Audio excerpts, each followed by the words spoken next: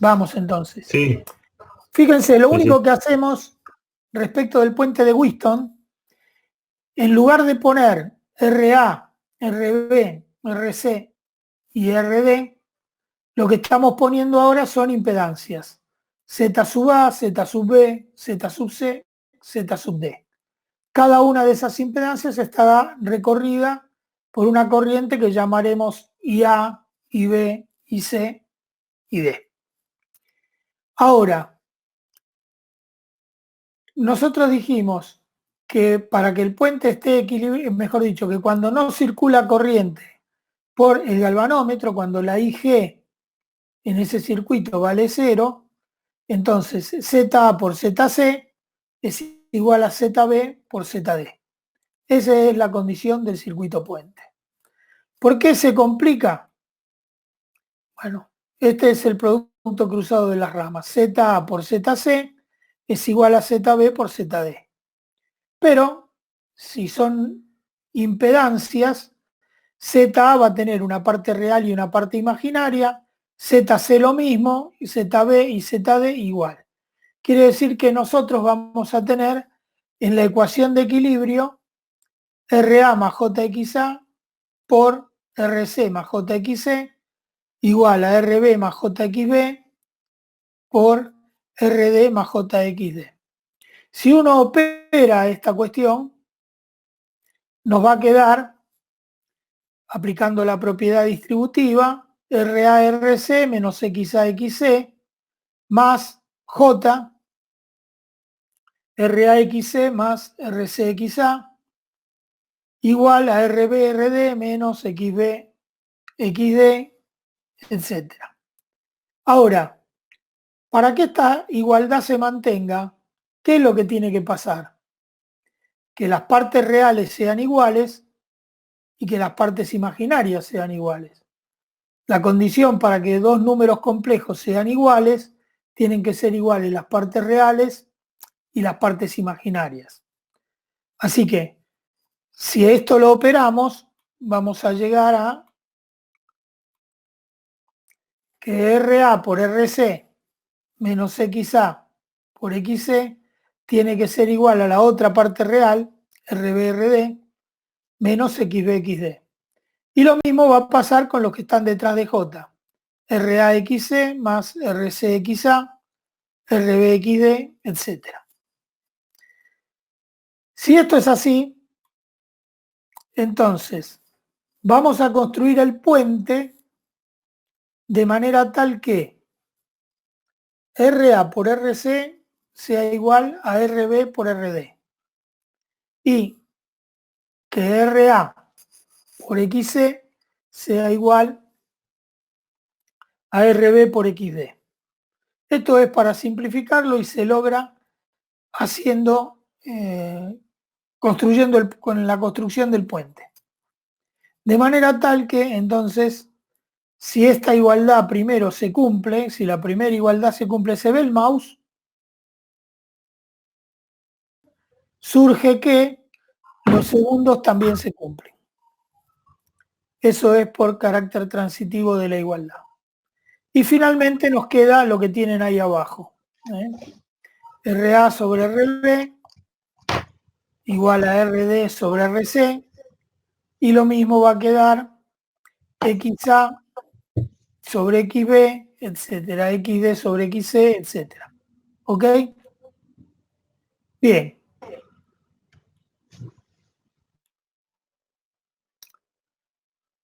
Acá tenemos una representación gráfica de todos esos vectores. Voy de nuevo al dibujo anterior. Fíjense que la tensión está aplicada entre el punto O y el punto M.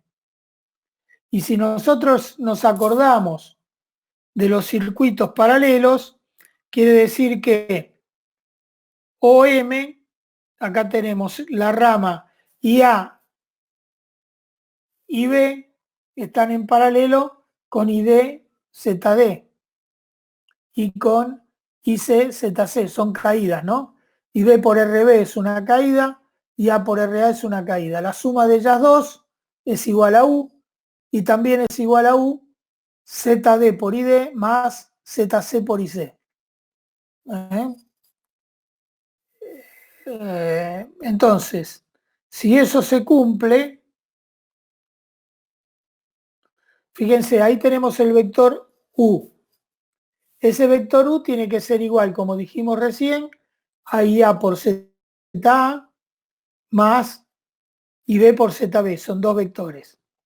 Y también va a pasar lo mismo, o U también es igual a ID por ZD y a IC por ZC, la suma de esos dos. Y en el equilibrio, o sea, la corriente IG por ZG, que es la del galvanómetro, es la que cierra el circuito. Ahora bien, ¿qué es lo que nosotros decimos con el circuito puente? Operamos el circuito puente, trabajamos con él para lograr que la corriente por el galvanómetro valga cero. Si la corriente en el galvanómetro vale cero, quiere decir que IA por ZA va a coincidir con ID por ZD.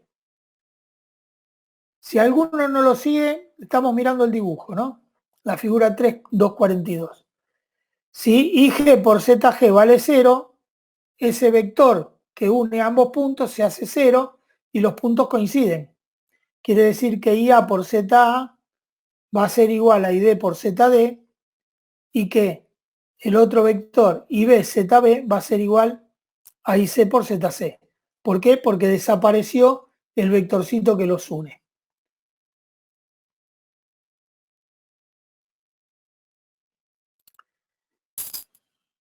Eso lo tenemos expresado matemáticamente aquí, donde decimos que la tensión UG, que es ZG por IG, ¿sí? La que aparece como vector de desequilibrio, si ZG por IG se hace 0, entonces ahí vamos a tener que IA por ZA va a ser igual a ID por ZD y también vamos a tener que ZC por IC es igual a ZB por IB.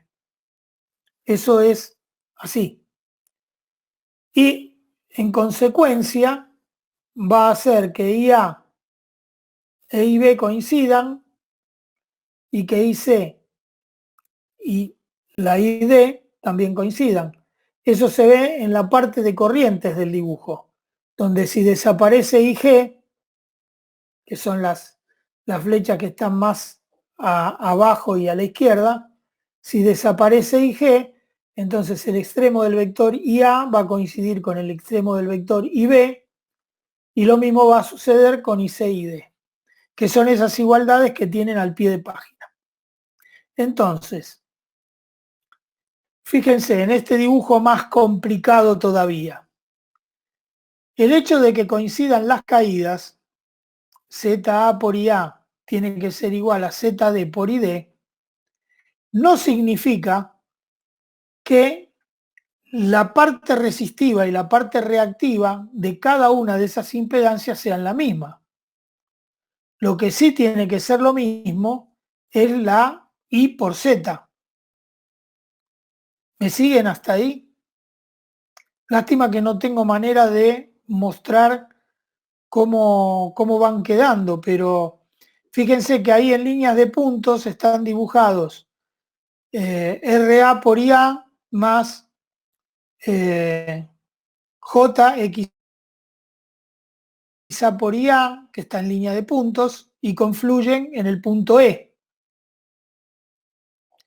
Lo mismo va a pasar con ZB y B igual a ZC y C, que también la construcción del triángulo rectángulo en línea de puntos termina cerrando en dos triángulos diferentes, dos triángulos rectángulos diferentes, termina cerrando el vector EF.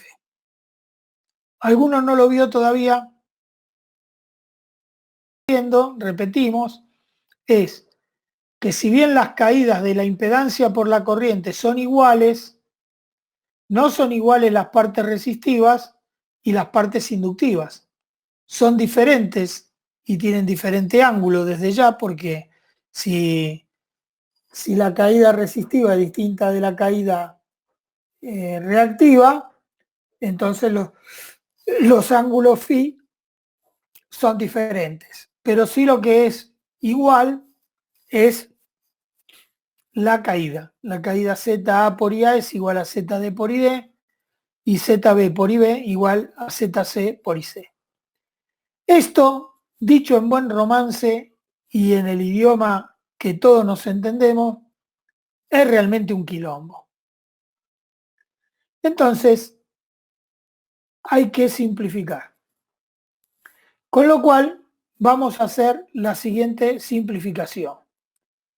Algunas de las ramas del puente, ZA, ZD, ZB y ZC, las vamos a hacer resistivas puras.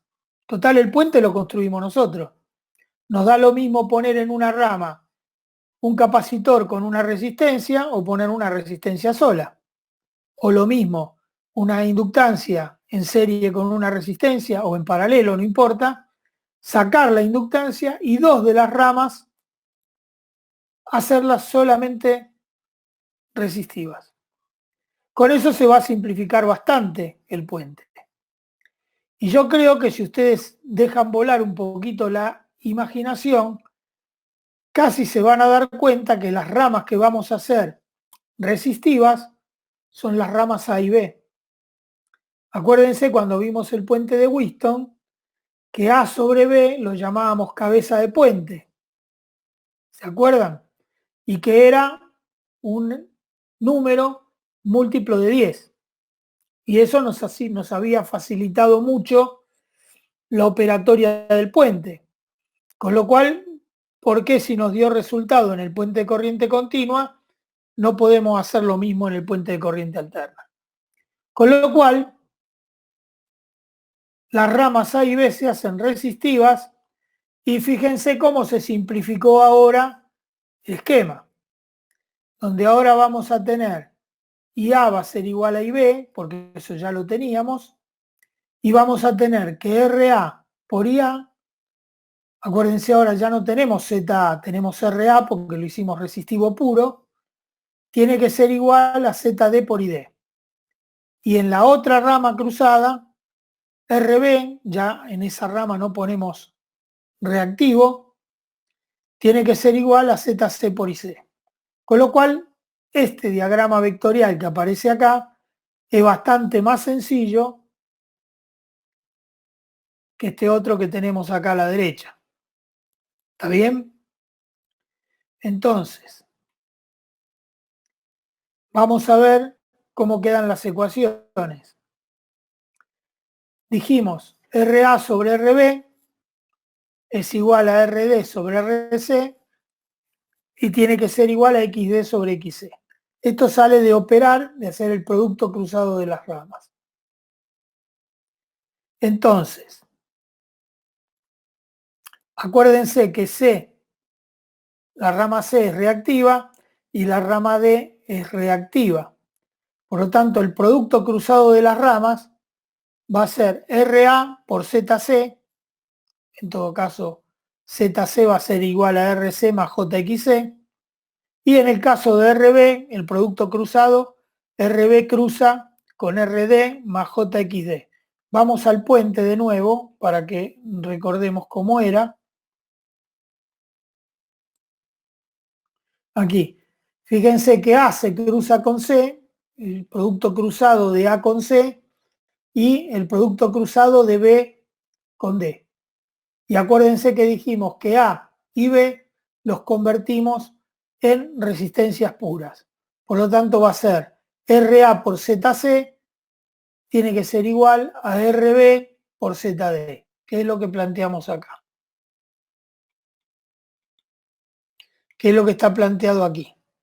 RA por RC más XC, o sea, la rama A por la rama C, tiene que ser igual a la rama B por la rama D. Si se operan los números complejos, otra vez, ¿qué es lo que decimos? Que para que sean iguales, tienen que ser iguales las partes reales, o sea, RA por RC, tiene que ser igual a RB por RD. De donde, suponiendo que D es la incógnita, se puede obtener el valor de RD. Fíjense que RA sobre RB, vuelvo a repetir, es lo que dijimos cabeza de puente, que valía múltiplos o submúltiplos de 10. O sea, RA sobre RB puede valer una centésima, una milésima, 1, 10, 100, 1000, etc. Siempre múltiplos de 10 para facilitar las cuentas. Por lo tanto, RD va a ser igual a la cabeza de puente por RC. Análogamente, cuando igualamos las partes imaginarias, entonces nos va a quedar que XD, que es nuestra incógnita, va a ser igual a RA sobre RB por XC. Consulta y por favor aquellos que no entendieron pulsen el micrófono y me preguntan. ¿Hasta acá está claro? Por favor, si alguno no entiende me lo hace saber, pero creo que hasta acá es operar con números complejos. Ahora viene la parte más complicada y a la que a mí me cuesta mucho explicar y a ustedes les cuesta mucho entender. Y si cuesta hacerlo en el aula, acá va a costar más, pero vamos a hacer lo posible. Fíjense que cuando yo quiera equilibrar el puente,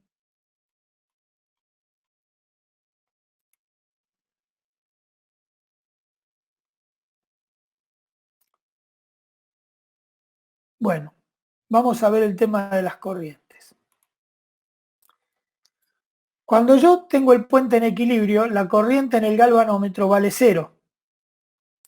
En ese momento dijimos que la caída RA por IA tiene que ser igual a la caída ZD por ID, de donde se pueden despejar las corrientes. Acuérdense que estas caídas, vuelvo para atrás un cachito,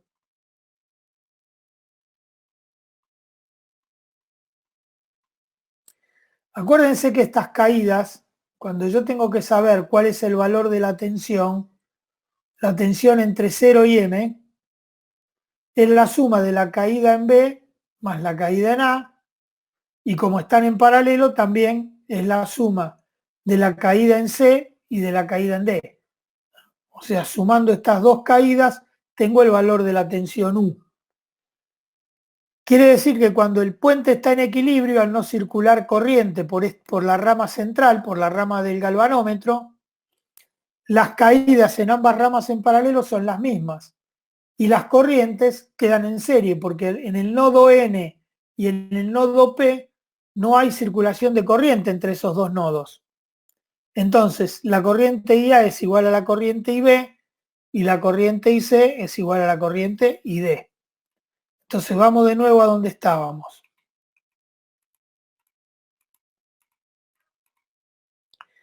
RA por IA, tiene que ser igual a ZD por ID, por el tema del producto cruzado de las ramas. De donde podemos obtener la corriente IA, que va a ser la tensión dividido RA más RB. Y la corriente ID va a ser la misma tensión, pero ahora no sumamos resistencia, sumamos zetas. ZC más ZD. ¿De dónde? Como dijimos que la corriente IA y la corriente ID tienen que ser iguales, porque si no el galvanómetro no marca 0, entonces obtenemos que RA sobre RA más RB es igual a ZD sobre ZC más ZD. ¿De dónde sale esto? De hacer que ZD es igual a la tensión dividido ID. ¿Sí? Y que RA es igual a U dividido IA. Entonces, si yo traigo el IA dividiendo y traigo el ID dividiendo, en vez de poner U sobre IA, escribo RA, y en vez de poner U sobre ID, escribo ZD. ¿Sí? Entonces, como pasé un término al otro lado, eso tiene que ser igual a 0. Porque antes eran iguales, ahora pasé uno restando, tiene que ser igual a 0. Entonces, ¿qué es lo que voy a hacer? Voy a operar, voy a hacer esa cuenta de restar. El denominador es el producto de los dos denominadores. Y después, como cuando tenemos que restar o sumar fracciones, ¿qué hacemos? El denominador común dividido RA más RB, ¿qué nos va a quedar? ZC más ZD, que lo multiplicamos por RA. Y a eso le restamos ZB, ZC más ZD, perdón, al denominador común ahora lo dividimos por ZC más ZD, nos va a quedar RA más RB, multiplicado por ZD y operando nos va a surgir que RA por ZC menos RB más ZD, es cuestión de hacer la cuenta, eso es un error. Debería ser 0, pero ahora vamos a ver que es imposible, literalmente imposible, obtener corriente en el galvanómetro 0. Vamos a obtener una corriente que podrá ser mínima, pero no va a ser 0. Entonces, nos va a quedar en la segunda ecuación, nos va a quedar RA por ZC menos RB por ZD aproximadamente igual a 0, y esa diferencia, tanto en la como es, esa diferencia va a ser el error. Ahora viene la parte más complicada. ¿Cómo hacemos para equilibrar el puente? Vamos a ver este dibujo y tratar de interpretarlo. ¿Cuál va a ser la dificultad antes de meternos en el dibujo? Yo tengo que equilibrar el puente. Tengo en cada una de las ramas, en A y en B tengo resistencias y en C y en D tengo impedancias. Yo tengo que buscar el equilibrio. ¿Pero qué es lo que va a pasar? Por el momento tenemos desequilibrio. Para tratar de obtener el equilibrio, yo dije que tengo que tener iguales las partes reales y tengo que tener iguales las partes imaginarias. Entonces, cuando quiero equilibrar el puente, ahora después lo explicamos sobre el dibujo, pero cuando quiero equilibrar el puente, por ejemplo, regulo RA hasta obtener un valor mínimo de la corriente del galvanómetro. Va a llegar un momento que yo, supónganse por ejemplo, empiezo a aumentar RA, el galvanómetro se va acercando a 0, y si sigo subiendo RA, el galvanómetro se pasa de 0. Por lo tanto, hay un determinado valor de RA que es el mínimo valor o el valor que hace que la corriente del galvanómetro sea mínima. Pero ¿cuál es el problema? Yo regulé la parte real, pero ahora tengo que regular la parte imaginaria. Entonces empiezo a jugar con o un capacitor variable o una bobina variable o lo que fuera, pero entro a variar la parte imaginaria. Pero ¿qué pasa con un número complejo o con una impedancia? Si yo regulo la parte reactiva, el coseno phi va a variar y entonces no voy a poder alcanzar el equilibrio, porque modificar la parte reactiva me va a modificar todo el número complejo. Me va a modificar la parte reactiva y me va a modificar la parte activa también, la parte resistiva. ¿Por qué? Y porque cuando yo modifico la parte real o la parte imaginaria, cualquiera de las dos, estoy moviendo o cambiando el ángulo o el factor de potencia de esa impedancia. ¿Alguno no entiende ese razonamiento? Bien, vuelvo a repetir. En un número complejo, más que en un número complejo, en una impedancia, si yo modifico la parte real del número, el número representado en un eje cartesiano se modifica. ¿Alguien va a hablar? Díganme. ¿No? Bueno, No, no, yo tenía la duda de que si modificaba un valor, por ejemplo, la parte imaginaria, lo que modificaría sería el módulo de la impedancia, pero claro, la parte real, si uno no la tocó, tendría que quedar igual, ¿o bueno, no? pero a ver, cuando Digamos. después, si vos modificaste todo el número y después haces las proyecciones sobre la Sí. parte real y la parte imaginaria, te cambió. Ah, eso no lo tenía. A ver, si vos modificás, miralo desde el punto de vista vectorial. Si yo modifico Sí, la parte real o la parte imaginaria, el vector se me mueve dentro del cuadrante. ¿Sí o no? sí, Y sí, sí, si se me mueve dentro del cuadrante, las proyecciones sobre los ejes X e Y también varían. ¿Sí o no? está bien, listo, listo. Sí, Ok. entonces lo que cambia era, está bien, era el ángulo, está bien. Claro, vos tocando cualquiera de las dos partes, la real o la imaginaria, el ángulo te cambia. Porque Sí, se te hace o más resistivo o menos mm, resistivo, pero el ángulo cambia. sí, ¿Sí? sí, Al cambiar el ángulo, la proyección sobre los ejes también cambia. Entonces, ¿cómo se equilibra esto? Se equilibra esto. Es por aproximaciones sucesivas. Fíjense, de los tres dibujos que están ahí, el dibujo más chico que está del lado izquierdo arriba. Yo voy a modificar el valor de la resistencia y ese vector que ahí está dibujado en gordo, digamos, va a ir variando en ángulo. ¿Hasta dónde? Hasta que sea perpendicular a esa recta de trazo y punto. Esa es la mínima distancia que va a haber entre el vértice y esa recta de trazo y punto. Por lo tanto, ahí me quedo. Ya no puedo obtener un valor mínimo de IG solamente hasta ahí. Pero ¿qué pasa? Después regulo la otra rama y con el mismo criterio, también esa flecha gorda va a variar entre todas esas líneas de punto. Estamos hablando del dibujo que está abajo ahora, chiquito abajo. También lo voy a ir variando hasta obtener la mínima distancia respecto de la línea de trazo y punto. ¿Ok? Pero ¿qué es lo que pasó? Cuando obtuve con la segunda regulación la mínima distancia, descajeté la primera, justamente por lo que les estaba diciendo.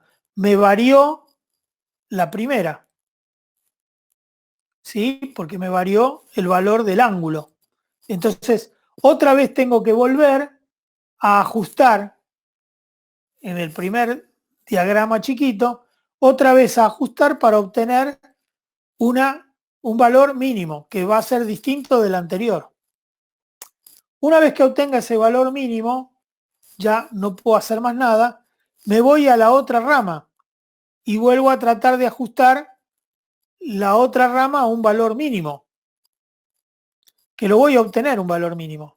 Pero ¿qué pasa? Cuando ajuste esa rama a un valor mínimo, otra vez se me descajetó la de arriba. Y esto parece el cuento de nunca acabar.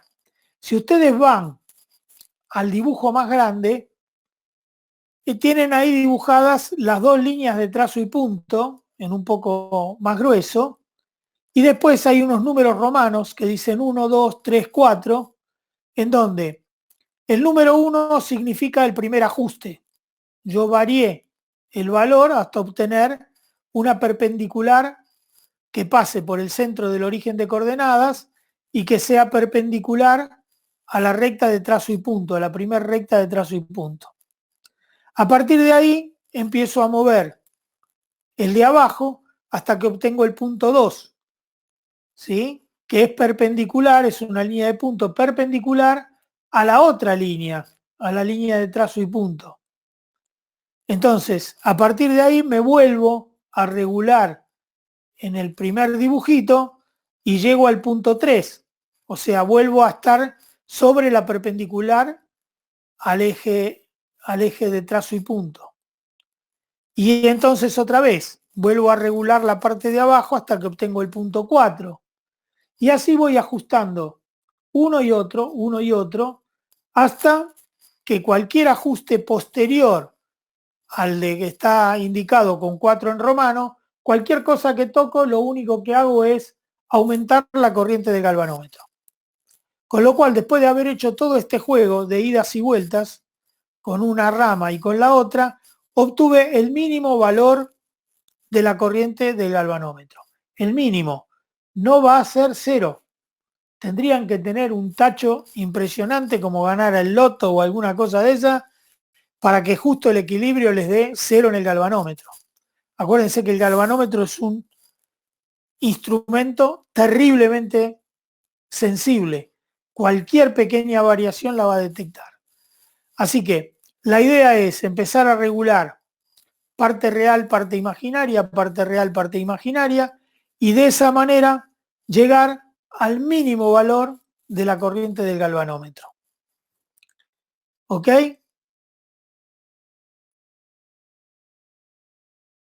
Profe, Dime. una pregunta.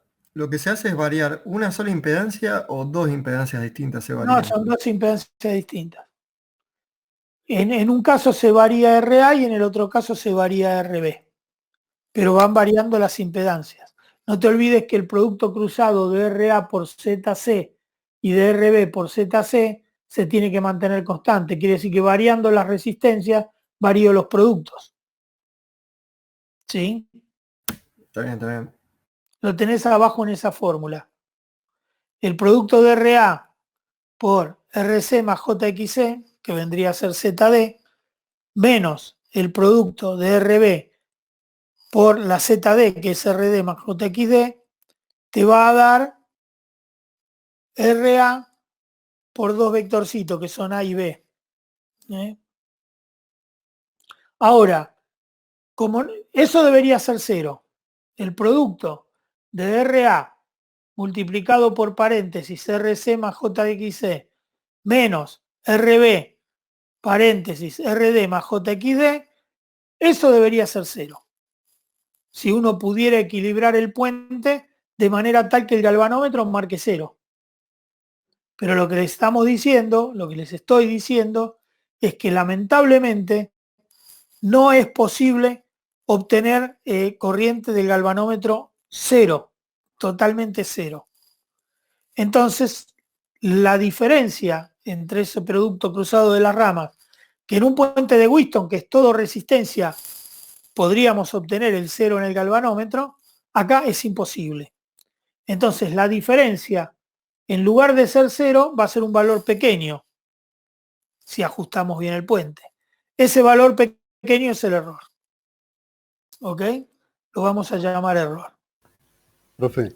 Sí. Entonces, en el puente de Winston, en continuo no tenemos error, es más preciso, digamos, es más exacto, perdón. En alterna sí tenemos el error. A ver, el puente de Wheaton no vamos a obtener, vamos a poder obtener el equilibrio total si el valor de las resistencias variables varían en forma continua. Como les mostré en el último que vimos el otro día, si por ejemplo fuera un puente de hilo, donde yo a medida que me voy moviendo con el cursor, puedo lograr que la corriente del galvanómetro sea 0. Pero si es un puente a décadas, es decir, si las resistencias son discretas, salta de 1 a 2, de 2 a 3, de 3 a 4, que es lo que sería una resistencia con clavijas, digamos, eso para obtener el 0 absoluto no lo vamos a poder tener, porque tendríamos que tener mucha suerte de que en la última década que estamos ajustando sea 1 o sea 2 en forma exacta. Acuérdense claro, que yo prácticamente, el impedimento es práctico, digamos. Es práctico, claro. Claro, no, pero, matemáticamente si resolvemos esa ecuación que planteábamos antes, podemos obtener el valor. Sí. El supuesto pero valor, ten en los cuenta esto, valores. Déjame terminar esto. En forma práctica, eso se puede obtener si yo puedo variar las resistencias en forma continua. Claro. ¿Cómo sería variar las resistencias en forma continua? Una resistencia que sea un hilo, ¿sí? Y un cursor. Entonces yo me voy desplazando por el hilo y ahí tengo una variación continua de la resistencia. Ahora, si esa resistencia es por clavijas, que tengo 1, 2, 3, 4, Y bueno, inevitablemente voy a tener, o vamos a suponer el último valor. Si es 3, el galvanómetro marca para un lado. Si es 4, el galvanómetro marca para el otro. Pero en ninguno de los dos casos marca 0. Con lo cual, no estoy obteniendo el equilibrio exacto. Entiendo. Pero acuérdense lo que les dije el otro día. Si, por ejemplo, en la última década, poniéndola en 3, yo tengo que el galvanómetro deflecta 2 divisiones hacia la izquierda, y cuando paso la clavija a 4, me deflecta, por ejemplo, 4 divisiones hacia la derecha, ¿qué es lo que estamos teniendo ahí? Que una variación de un ohm en la resistencia, de 3 a 4, hace variar en 6 divisiones al galvanómetro. ¿Me siguen hasta ahí? Vuelvo a repetir. Ajusto, vamos a suponer valores supuestos. Ajusto la última década en el punto 2. El galvanómetro deflecta 2 divisiones hacia la izquierda. Quiero obtener el 0, entonces tengo que llevar la aguja que vaya hacia la derecha. Cambio la clavija y la pongo en 3. No tengo manera de poner algo entre 2 y 3. O es 2 o es 3, porque se regula en forma discreta. Cuando llevo la clavija a 3, resulta que el galvanómetro ahora me deflecta 4 divisiones hacia la derecha. En 2 me desviaba 2 divisiones a la izquierda. En 3 me desvía 4 a la derecha. Quiere decir que el número va a estar entre 2 y 3, evidentemente. Porque si uno lo hace marcar en menos y el otro lo hace marcar en más, el valor tiene que estar entre 2 y 3. Aplicando regla de 3 simple, yo puedo decir, si para 1 ohm de diferencia, ¿sí?, tengo 6 divisiones en el galvanómetro, ¿cuántos ohm o cuántas décimas de ohm serían 2 divisiones? Y entonces eso se lo sumo a 2.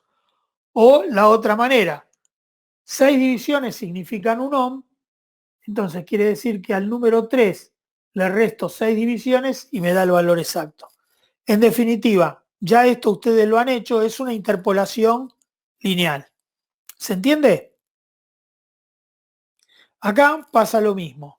Nosotros vamos a hacer ajustes, todos los ajustes, de un lado, del otro, de un lado, del otro. Va a variar la parte real, va a variar la parte imaginaria, va a variar la parte real, va a variar la parte imaginaria, hasta que obtenemos un mínimo valor de deflexión en el galvanómetro.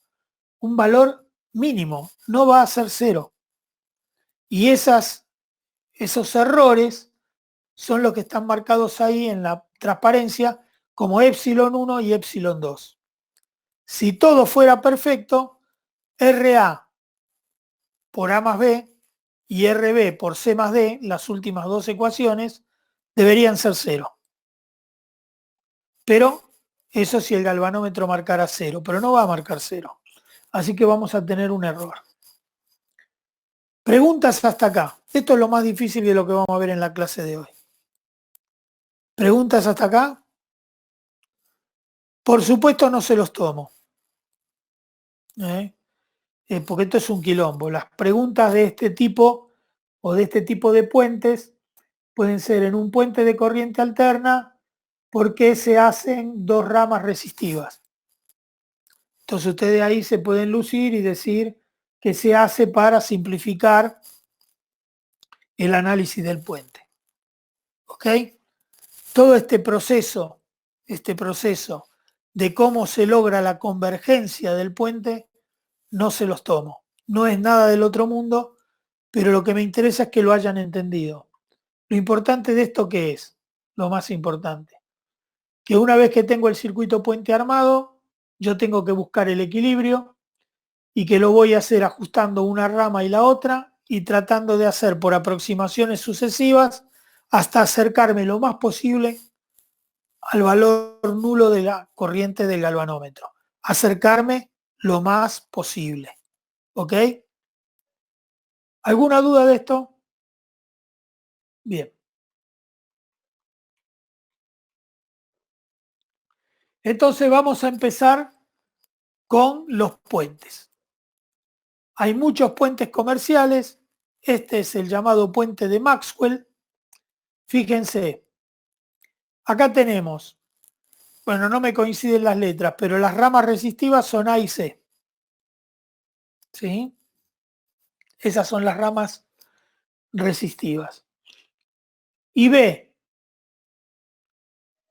y C, y D, perdón, son, en el caso de B, es una resistencia en paralelo con un capacitor variable, y en el caso de la otra rama es una inductancia que está encerrado con línea de punto porque es una inductancia sola, pero está dividida de esa forma porque lo que estamos indicando es que tiene parte resistiva y parte inductiva, ¿ok? Pero es una sola impedancia. Entonces, vamos a plantear la ecuación de equilibrio. Cuando el galvanómetro marca 0, acuérdense que dijimos detector, está acá, por eso tiene una letra D. Cuando el detector marca 0, se produce esa igualdad. El producto cruzado de las ramas es igual. Vamos a reemplazar valores. Zx es LRx más Jx y Zb es esto que tienen acá. Es 1 sobre la admitancia, es más fácil para hacer la cuenta. Y nos queda que Zb es eso que tienen ahí. B, que es la resistencia, sobre 1 más J omega CB, C sub P por B. ¿Estamos de acuerdo hasta ahí? Entonces vamos a hacer el producto o tratar de igualar. A por C y el divisor 1 más J omega C sub P por B lo traigo multiplicando al otro lado y eso tiene que ser igual a B por Rx más Jx. ¿Sí? Y acá ya es un juego de niños ahora. Porque ¿qué es lo que tenemos que hacer? Que las partes reales sean iguales y que las partes imaginarias sean iguales. Si operamos con los números complejos, nos va a quedar A por C, por 1 es A por C, más J, AC, B, omega C sub P, y eso tiene que ser igual a B por Rx más J, B por XX. ¿Ok? Si igualamos entonces ahora las partes reales e imaginarias, nos va a quedar que A por C tiene que ser igual a B por Rx. Son las dos partes reales de esos números complejos. De donde Rx va a ser igual a sobre B por C. Si igualamos las partes imaginarias, ¿cuáles son las partes imaginarias? A por C por omega por C sub P por B. Y eso tiene que ser igual a JB por XX. Como B está de los dos lados, lo puedo simplificar. Y me va a quedar que XX es igual a A por C por omega C sub P. Y ya tenemos las dos incógnitas resueltas. Queríamos saber cuánto valía X, la parte imaginaria, y cuánto valía la parte real. ¿Ok? Quiere decir que Lx, ¿cuánto va a valer? 2pi FL XX, ¿no? ¿Está claro este puente de Maxwell? En el examen yo les voy a dar el dibujito, porque vamos a ver un montón de puentes ahora. En el examen yo les voy a dar el dibujito, ¿sí? Y ustedes tienen que hacer las deducciones. ¿Ok? Si saben operar con números complejos, esto es más fácil que quitarle un chupetín a un chico. Porque solamente operar con números complejos. Fíjense que acá No aplicamos nada de electrotecnia, no aplicamos ningún otro quilombo. Lo único que les estoy dando es el circuito puente y lo que tienen acá es álgebra. Y no estamos aprendiendo nada nuevo más que saber que, bueno, para qué se usa este puente de Maxwell, que se usa para medir inductores. Vamos a ver otro puente ahora.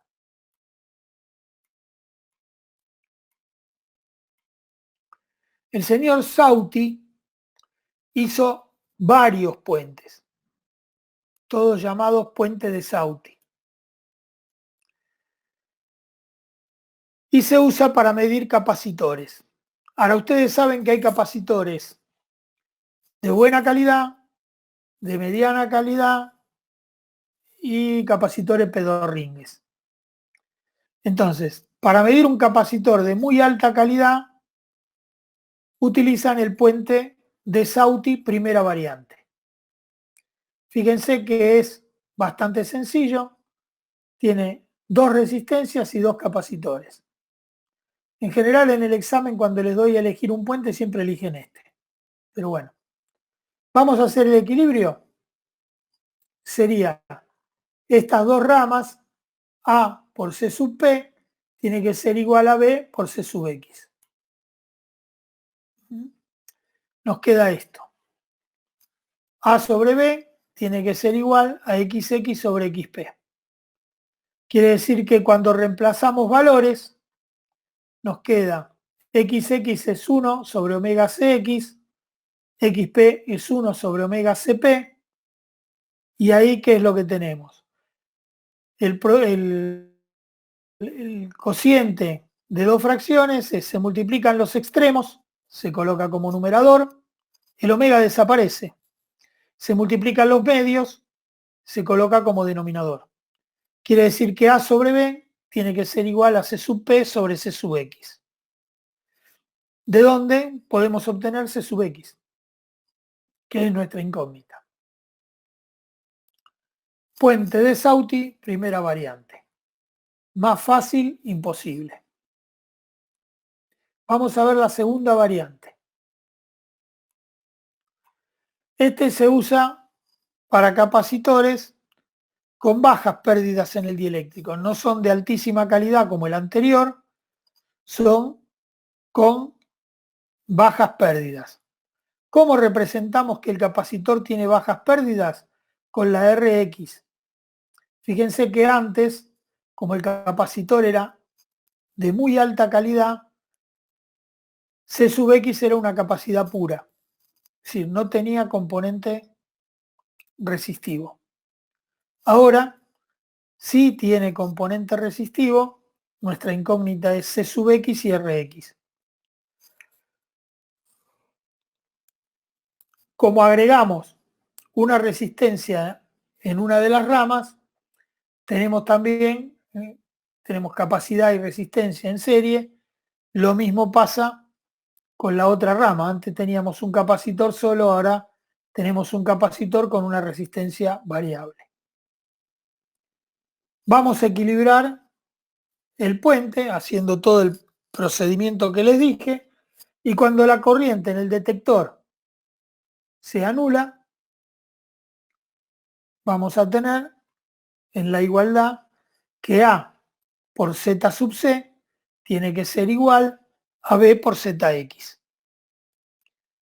A y B son resistencias y las impedancias quedarían A por RC menos JA por XC.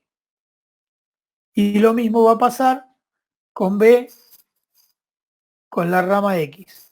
B por RX menos JB por XX. ¿Qué es lo que hacemos siempre?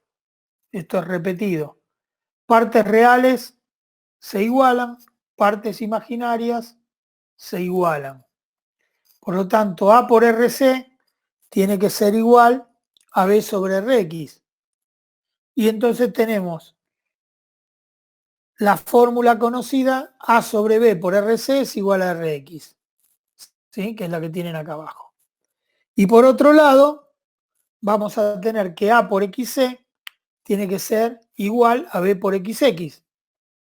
Bueno, Entonces quiere decir que XX o el capacitor X, porque la diferencia entre la capacidad y la reactancia capacitiva es omega. Pero bueno, omega queda de los dos lados, la podemos simplificar. Por lo tanto, la capacidad incógnita es B sobre A por el capacitor C sub P, capacitor patrón. Noten ahí que la relación de las resistencias es a través de A sobre B y de los capacitores es B sobre A. O sea, hay una simetría. ¿Ok? Este es el puente de Sauti, segunda variante, un capacitor con bajas pérdidas en el dieléctrico. Así que hicimos para un supercapacitor que no tiene pérdidas. Para un capacitor con bajas pérdidas nos queda, ¿qué cosa?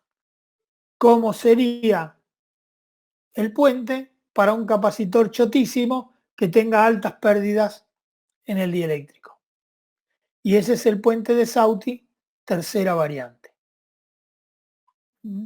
Capacitor pedorro con muchas pérdidas en el dieléctrico o pérdidas considerables en el dieléctrico. Fíjense que lo único que cambia respecto del de la segunda variante es que antes poníamos la resistencia en serie con el capacitor y ahora la ponemos en paralelo. ¿Lo ven? Entonces, otra vez la misma historia. Producto cruzado de las ramas. A sobre B, ZX sobre ZP. Reemplazamos ZX por 1 sobre lo que tienen allí y ZP es 1 sobre RC más J omega C sub P.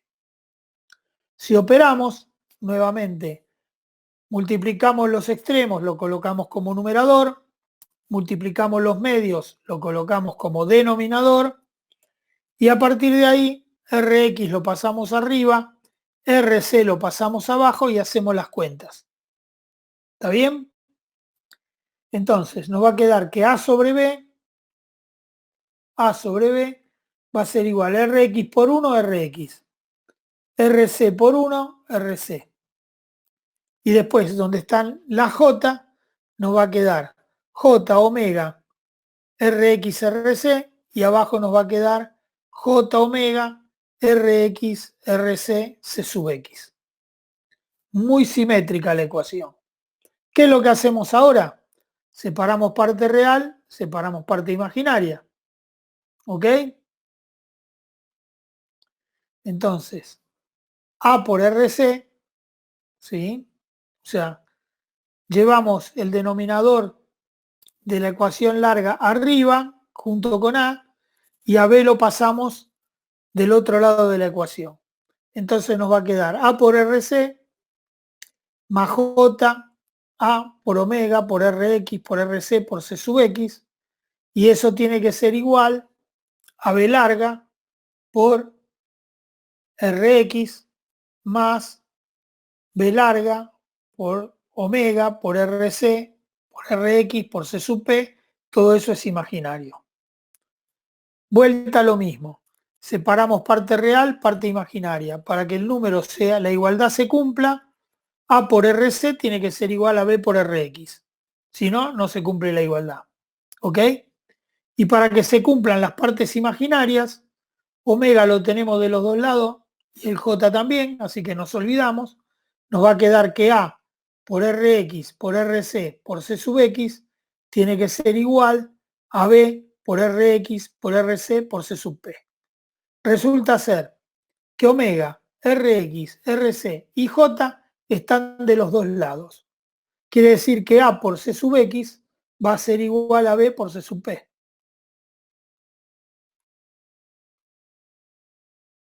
¿Lo ven? A por RC, B por Rx, de ahí sale Rx. Y en la otra igualdad resulta que Rx y RC y omega están tanto en el numerador como en el denominador. Por lo tanto, nos va a quedar B sobre A por C sub X. Fíjense que las fórmulas son iguales a la del otro puente. A sobre B por la resistencia y acá B sobre A por el capacitor. Acuérdense lo que era este.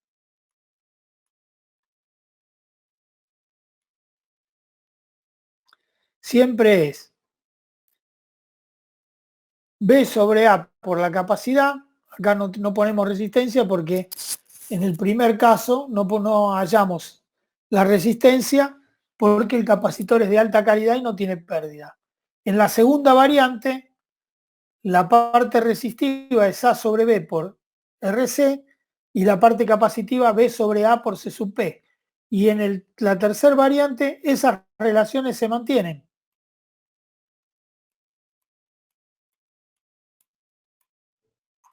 A sobre B por RC, B sobre A por la capacidad. ¿Estamos de acuerdo hasta ahí? Este es el puente de Sauti, tiene 3 variantes, sirve para medir capacitores de muy alta calidad, de mediana calidad y capacitores medio chotos. Vamos a ver ahora el puente de Schering. Este puente se usa muchísimo. Se usa muchísimo para hacer lo que se llama, y hay puentes de estos que son comerciales y están montados en un equipo que se puede transportar y de hecho se usa y se lleva a las subestaciones. Sirve para medir la tangente delta.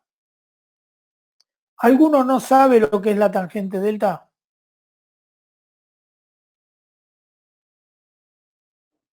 Bien, el tema es así. Delta es el ángulo complementario de phi. Cuando uno tiene que medir un ángulo muy próximo a los 90 grados, las funciones seno y coseno no son muy exactas.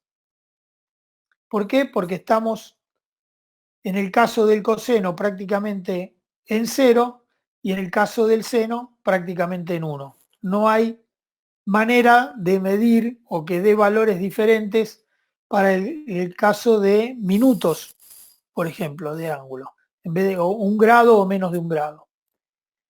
Pero la tangente para ese tipo de ángulos sí varía fuertemente con 1 o 2 grados o algunos minutos.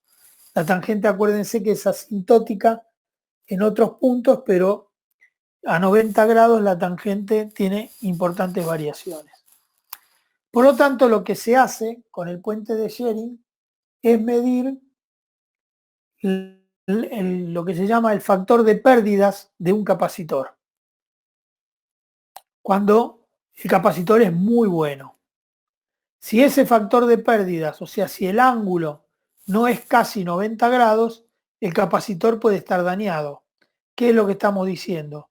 Que por el dieléctrico del capacitor está circulando mucha corriente. Entonces, una manera de medir el dieléctrico de un capacitor es medir la tangente delta. Si la tangente delta es pequeña, quiere decir que el ángulo se aproxima mucho a los 90 grados.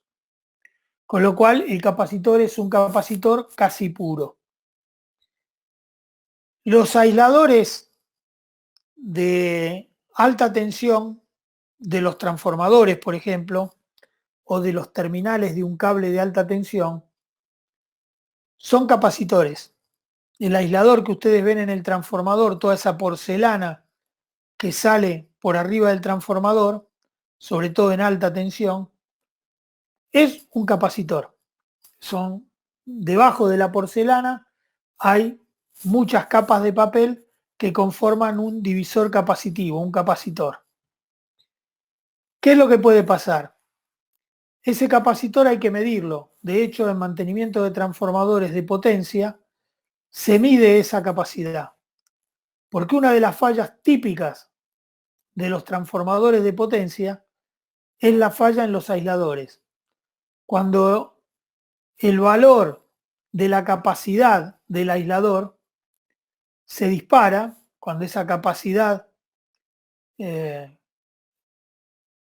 tiene alta corriente de pérdidas. Vuelvo a repetir, alta corriente de pérdidas quiere decir que el capacitor ya no se comporta como un casi 90 grados, sino que empieza a perder capacidad y aparece valores resistivos que hacen que circule corriente. Esa corriente hace que el aislador se prenda fuego. Entonces, no lo puedo mostrar ahora, pero bueno, cuando curse en transmisión van a ver fotos de, por ahora créanmelo, de cuando aparece una falla en esos aisladores, los aisladores se prenden fuego. Y generalmente terminan prendiendo fuego el transformador. Vamos a hablar un poquito, muy poquito de costo. Hoy, un aislador de alta tensión de 132 kV de un transformador puede estar en el orden de los $4.000. ¿Sí? Si ponemos 3 aisladores, estamos hablando de $12.000. ¿Cuánto vale el transformador? Un transformador de 40 MVA puede estar hoy en el orden del $1.500.000. Quiere decir que si nos falla esa mierdita de $4.000, porque nunca fallan los tres juntos, si nos falla uno, porque a nosotros se nos escapó el crecimiento de la tangente delta, por no poner un aislador nuevo que vale $4.000, hacemos bosta un transformador que vale $1.500.000. Con lo cual, ya se dan cuenta que es importantísimo, por eso hago toda esta introducción, es importantísimo medir regularmente esos aisladores para saber que están en buen estado. Porque si el aislador se empieza a degradar, y de hecho eso es lo que pasa con el tiempo, esa capacidad empieza a hacerse cada vez menos capacitiva y más resistiva. Cuando esa capacidad, que la detectamos midiendo la tangente delta, cuando la tangente delta empieza a crecer, el aislador empieza a tener problemas o puede tener problemas que terminan en un incendio, se prende en fuego. Al prenderse fuego el aislador, se propaga el incendio y se quema el transformador. No siempre, pero es probable que se queme el transformador. Y Profe, entonces, sí. esos aisladores que mencionan son los que se conocen como bushing. Sí, bushing es una marca. Okay. Así como la hojita de afeitar le decimos la Gillette. Bushing es una marca de aislador de alta tensión. Hay marca BB, hay marca Hefeli, hay distintas marcas. Bushing es una marca, pero como fue la primera y la más grande fábrica de aisladores, se los conoce como bushing. Pero sí es lo que vos decís. ¿Y eso en realidad lo que es la manera correcta de decirlo, en el caso de un transformador, es un aislador pasatapa. Uh-huh. ¿Sí? Tiene una parte que va adentro del transformador y una parte que va afuera, y se llaman aislador de alta tensión o aislador pasatapa. Sí, pregúntame, me ibas a decir otra cosa. ¿Y esos aisladores, digo, son más comunes, esa falla, digo, es más común en la parte de alta tensión que en la de media tensión, digamos? Lo que pasa es que en la parte de media tensión el aislador es un aislador de porcelana y no es capacitivo.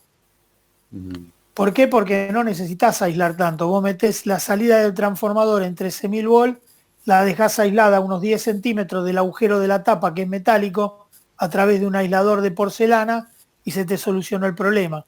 Pero en el caso de 132 o más alto, ¿no? 132, 220, 500 o la tensión más alta, tiene que arrancar desde adentro del transformador el aislador, se mete lo que se llama una rienda, la salida del aislador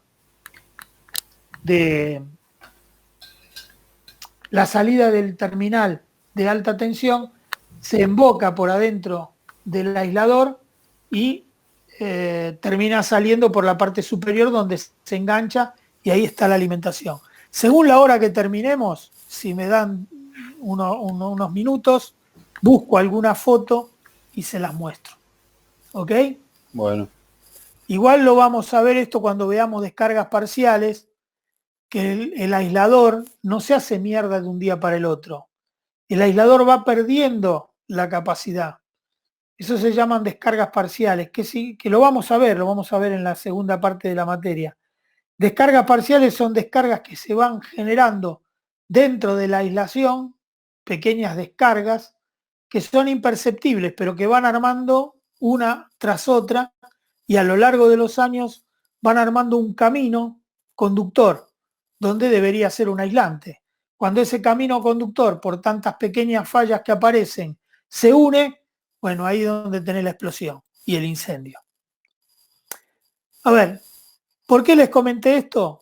Porque quiero que vean cuál es la importancia que tiene el puente de Schering. Se utiliza muchísimo. Cuando uno hace mantenimiento preventivo de transformadores de alta tensión, hay toda una rutina de mantenimiento y los aisladores se miden cada 4 años. También hay equipos, para que ustedes vean cuál es la importancia que tiene esto, se venden equipos que por supuesto las empresas no lo quieren comprar porque cuestan plata, pero por lo menos yo en Edesur logré que se pusieran en muchos transformadores pidiéndolo cuando uno compra el transformador, porque se llaman monitoreo online. Es un aparato que mide permanentemente, es un puente de Schering permanente en el transformador, en cada uno de los aisladores.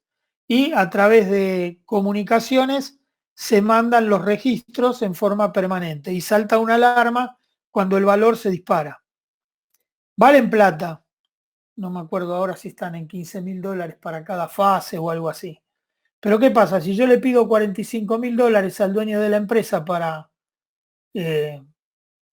decir no mido más, me quedo tranquilo y no tengo que ir a hacer la medición, me va a decir dejate de joder, entre $45.000, andá y medí. Ahora, cuando estoy comprando el transformador que vale $1,5 millones, y bueno, uno le pide al fabricante que le ponga monitoreo online. $15.000 más, $15.000 menos en una cifra de $1,5 millones, uno lo esconde, lo dibuja. Y los contadores, que son los que nos cuentan las pulgas a nosotros, en ese sentido, con la especificación técnica, como no entienden una papa, bueno, pasa y te lo ponen. Pero es imposible comprarlo para ponerlo en transformadores existentes. Nadie te da bola. Bien, dicho esto, y toda esta introducción es para explicarles por qué es importante el puente de Schering, y vamos a ver ahora que lo que mide es la capacidad C sub X y la Rx. ¿Ok? Entonces, vuelta, igualamos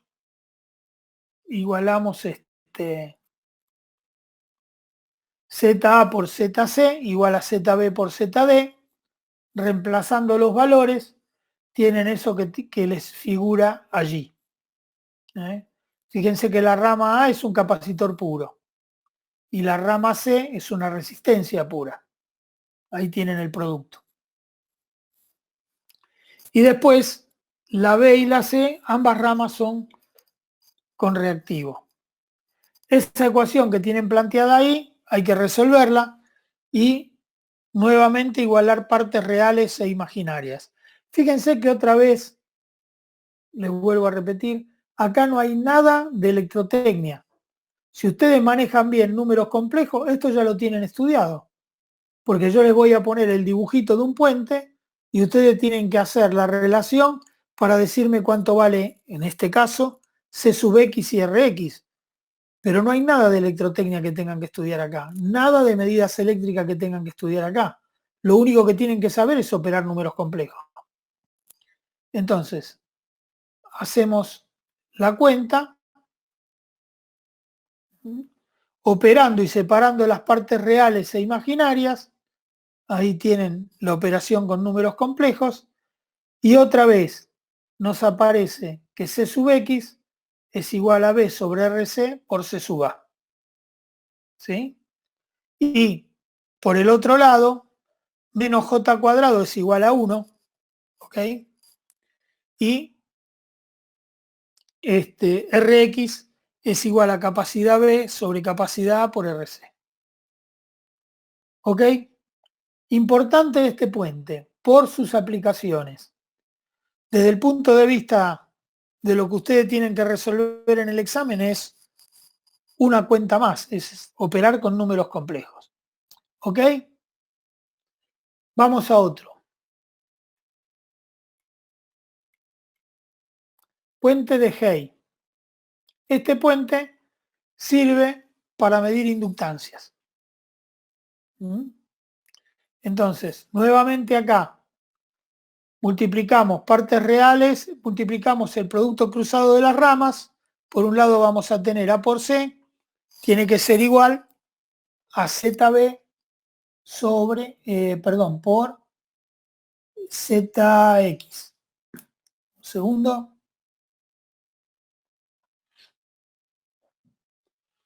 ¿Estamos de acuerdo? Reemplazando valores, vamos a tener A por C, tiene que ser igual a RB más 1 sobre J omega C sub B por, y en el caso de la parte inductiva, van a tener RX más J omega LX. ¿Estamos de acuerdo hasta ahí? Operando, vamos a tener, igualando las partes reales, vamos a tener que LX, porque si bien tiene la J, cuando operamos J por J, nos va a quedar A por C sub B menos RB RX C sub B. ¿Ok? Ahora, acá tenemos un problema. Fíjense que nosotros queremos encontrar LX, queremos encontrar RX. Y resulta ser que tenemos dos incógnitas en la misma ecuación. ¿Sí? En esa ecuación, que está puesta ahí, LX es igual a por C sub B, está todo fenómeno. RB y RC son conocidos, pero RX es lo que queremos encontrar. Con lo cual estamos en un problema. ¿Cuál es la única solución para resolver dos incógnitas? Tener dos ecuaciones independientes y armar un sistema de dos ecuaciones con dos incógnitas. Entonces ahí sí lo podemos resolver. Entonces vamos a tratar de plantear otra ecuación que también tenga a LX y a RX, pero que sea otra ecuación independiente para poder, por cualquiera de los métodos, sustitución, igualación, determinantes o cualquier otro método, resolver un sistema de dos ecuaciones con dos incógnitas. Por otro lado, vamos a tener que Rx va a ser omega cuadrado por C sub B por Lx por RB. ¿Ok? Son dos ecuaciones con dos incógnitas. Entonces, si igualamos en Lx, nos va a quedar que Rx es eso que tienen escrito ahí. Va a ser omega cuadrado, C sub B, Lx, donde dice Lx, lo reemplazo por su valor y me va a quedar el valor de Rx en función de magnitudes conocidas, que son A, C, omega, que es la pulsación, C sub B y RB. ¿Ok? Análogamente, cuando obtenga el valor de Rx, lo meto en la ecuación de Lx y la puedo calcular. ¿Ok? Quiere decir que ahí tengo las dos incógnitas, Rx y Lx. Es cuestión de operar con los números complejos, es cuestión de operar con las ecuaciones. No hay nada aquí que haya que tener en cuenta otra cosa que no sea operar con números complejos. Nada. Así que si no se los acuerdan, para aprobar el examen lo único que necesitan es aprender números complejos o repasarlo. Después, en un ratito se hacen los problemas. Vamos a ver otro puente. Puente de Owen. También se usa para medir inductancias, pero se opera solo con resistores. Se mueven las resistores A y C hasta equilibrar el puente. Cuando el puente está equilibrado, tenemos C por ZA, porque si bien A chiquita es una resistencia, está en serie con un capacitor C sub A. Y por el otro lado tenemos ambas son impedancias, RX, LX y C sub B. Si operamos, nos queda lo que tienen ahí.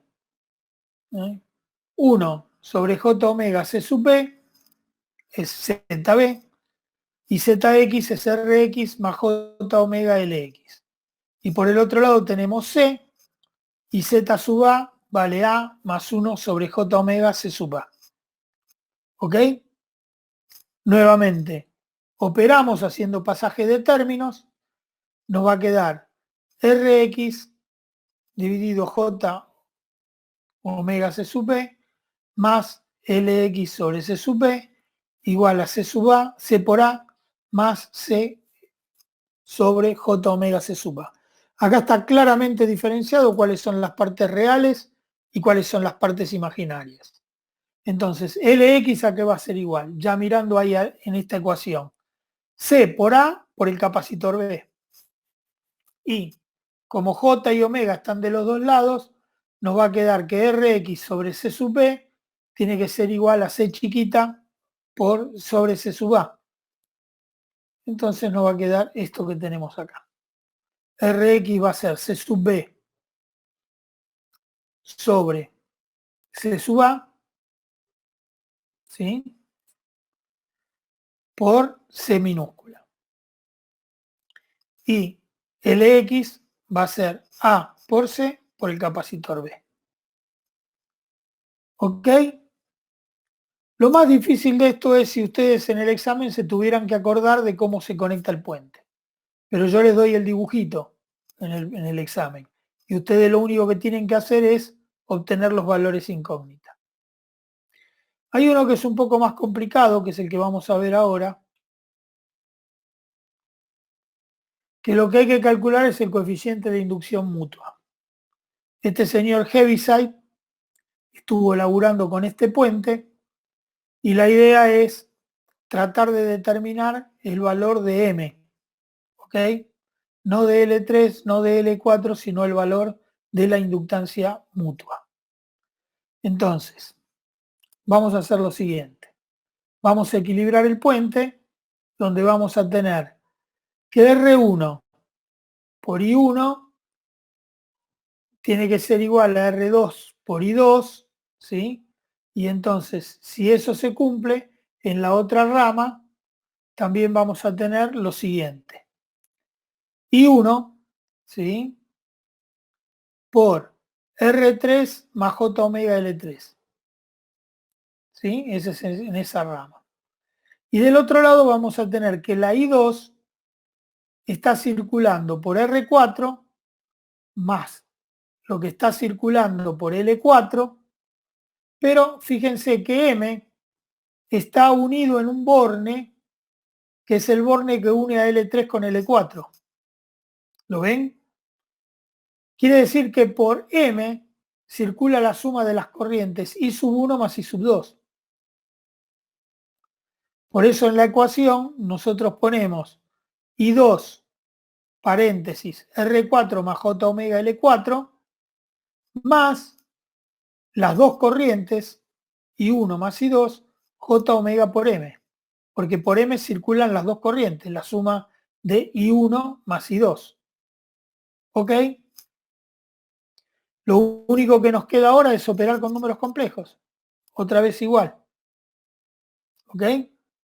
Si operamos con los números complejos nos va a quedar I1 por R3 más J omega I1 por L3, pero si vamos al final de la ecuación, también tenemos que I1 multiplica a J omega M. Pero como lo pasamos del segundo término al primero, le ponemos menos M. Y del otro lado nos va a quedar I2, R4 más J omega L4, pero también tenemos I2 por J omega M. Así que sacamos J omega fuera del paréntesis y nos va a quedar eso que tienen ahí. Nuevamente, es álgebra. No hay, la única condición o el único concepto electrotécnico aquí es acordarse que por la inductancia mutua M pasan las dos corrientes, I1 más I2. Que si miran el circuito al revés, ven que por R5, que está en serie con M, también circulan I1 más I2. ¿No? Porque se unen en el nodo, en los nodos se unen I1 más I2. ¿Ok? Lo único que resta ahora es operar. Si hacen esta dividiendo una por otra, ¿sí? Les queda esto que tienen aquí. O sea, cuando hablamos de dividir una por otra, hablamos de dividir I1 por R1 y 2 por R2, son los divisores de esta otra ecuación que tenemos acá, de I1, corchete, R3 más J omega, paréntesis, L3, etcétera. Esa la dividimos por I1, R1, y del otro lado tenemos I2, corchete, R4 más J omega, paréntesis, L4 más M, cerramos paréntesis, corchete, y eso lo dividimos por I2, R2. ¿Ok? Las corrientes desaparecen. I1 desaparece con I1, I2 desaparece con I2. Lo único que nos queda ahora es llevar R2 hacia la izquierda como multiplicador y llevar R1 hacia el numerador derecho como multiplicador también. Y entonces nos va a quedar R2 por R3, ¿sí? Tiene que ser igual a R1 por R4. ¿Ok? Y ahí no nos jode para nada porque ninguna resistencia es incógnita. Lo que nosotros queremos obtener es el valor de M. Igualando las partes imaginarias, nos va a quedar R2. El J y omega lo sacamos a los caños porque está de los dos lados. J omega está de los dos lados. Entonces nos va a quedar R2 por L3 menos M. Y del otro lado nos va a quedar R1 por, no sé por qué, pues, el L3 y nos va a quedar R1 por L4 menos M. ¿Ok? ¿Sí? Acá hay un error en la fórmula. Cuando la traje de arriba hacia abajo, escribí R4 más J omega L3. Y eso tiene que ser R4 más J omega L4. ¿Eh? Viene de arriba la fórmula. ¿Ok?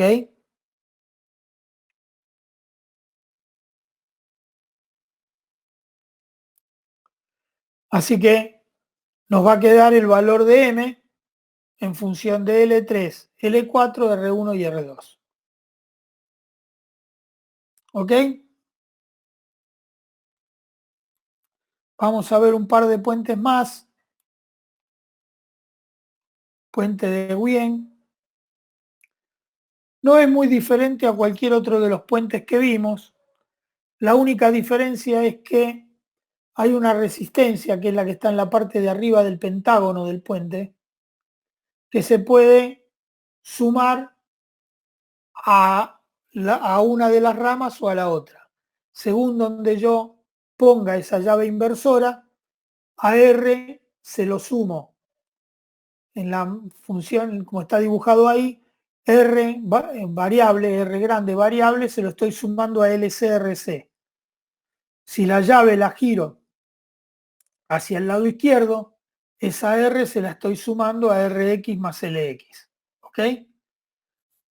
En una condición o en la otra, lo que hacemos es sumar esa resistencia a una rama o a la otra. Por lo tanto, se hace el equilibrio.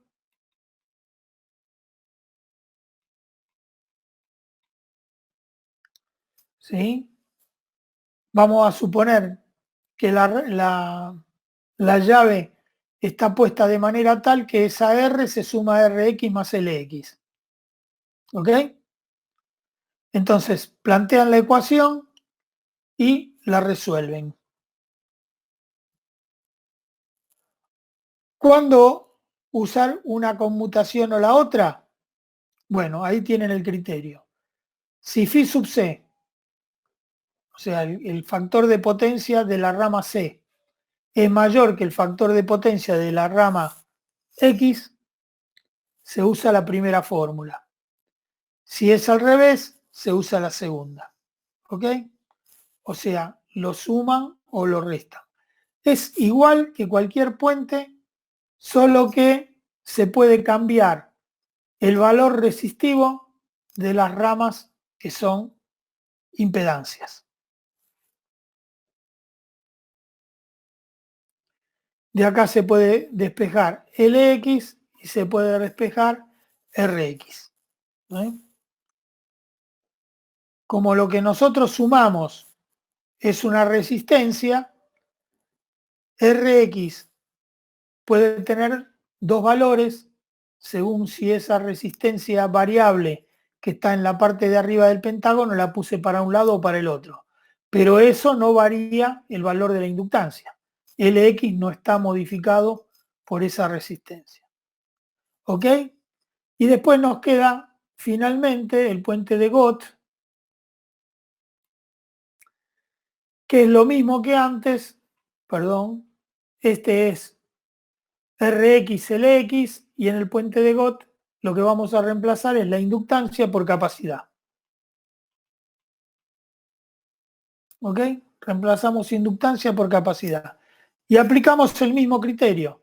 Ese valor de R que está en la cima del pentágono puede sumarse a la rama C o puede sumarse a la rama X. Nuevamente planteamos la condición del producto cruzado y eso es lo que tenemos allí. Otra vez parece complicado, pero es operar con números complejos. ¿Ok? Entonces, operando con los números complejos, vamos a tener otra vez el valor de Lx no depende de esa resistencia que puede ir hacia un lado o hacia el otro, pero sí depende el valor de Rx si esa resistencia va para un lado o para el otro. ¿Ok? Bien. Estamos terminando la clase. Profe. ¿Sí? Que es un puente de resonancia. Este es más fácil que quitarle un chupetín a un chico. ¿Por qué? ¿Qué es lo que sucede en resonancia, si nos acordamos? ¿Cuándo un circuito es resonante? Bien. Cuando se cumple que XL es igual a XC. Muy bien.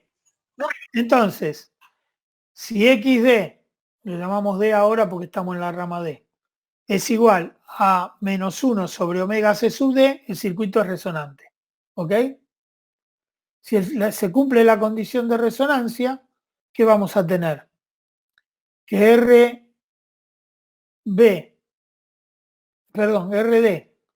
por B tiene que ser igual a C por A. ¿Por qué? Porque en el circuito resonante, al ser iguales las impedancias, solamente lo que queda es la resistencia. ¿Se acuerdan de eso? Si las impedancias son iguales, las reactancias son iguales, entonces lo único que queda sobre esa rama es el valor de la resistencia.